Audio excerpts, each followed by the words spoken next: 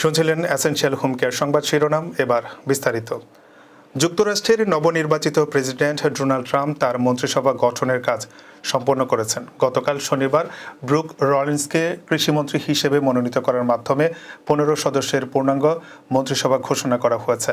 ট্রাম্পের দ্বিতীয় মেয়াদে মন্ত্রিসভায় যুক্ত হয়েছেন বৈচিত্র্যময় পেশাগত অভিজ্ঞতা ও রাজনৈতিক অভিজ্ঞ ব্যক্তিরা।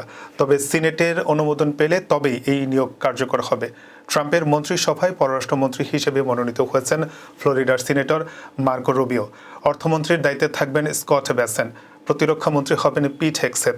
শ্রমমন্ত্রীর দায়িত্বে লরি শাভেজ ডিরেমার এবং বাণিজ্য মন্ত্রী হবেন হাওয়ার্ড লাটনিক।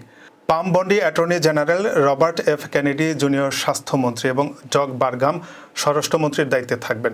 জ্বালানি মন্ত্রীর দায়িত্বে আছেন ক্রিস রাইট, পরিবহন মন্ত্রীর দায়িত্বে শন ডাফি আর শিক্ষামন্ত্রীর দায়িত্ব পালন করবেন Linda McMahon. Dog Collins veterans affairs মন্ত্রী, ক্রিস্টি নুয়াম হোমল্যান্ড সিকিউরিটি মন্ত্রী এবং স্কট টার্নার আবাসন ও নগর উন্নয়ন মন্ত্রীর দায়িত্বে থাকবেন। ট্রাম্পের মন্ত্রিসভার এই ঘোষণায় মিশ্র প্রতিক্রিয়া দেখা গেছে।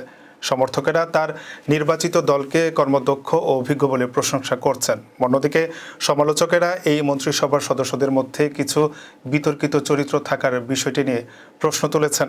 এদিকে ট্রাম্পের মন্ত্রিসভা গঠনের পরেই বিতর্কের ঝড় উঠেছে। বিশেষত রবার্ট এফ কেনেডি জুনিয়রের টিকা বিরোধী অবস্থান এবং পিট হেগসেথের সামরিক অভিজ্ঞতা নিয়ে সমালোচনা চলছে। তবুও ট্রাম্পের আমেরিকা ফার্স্ট নীতির প্রতিফলন মন্ত্রিসভার সদস্যদের মনোনয়নে স্পষ্ট। গত 5 নভেম্বর বর্তমান ভাইস প্রেসিডেন্ট কামালা হ্যারিসকে হারিয়ে যুক্তরাষ্ট্রের 47তম প্রেসিডেন্ট হিসেবে নির্বাচিত হন ডোনাল্ড ট্রাম্প। তিনি আগামী 20 জানুয়ারি শপথ গ্রহণ করবেন।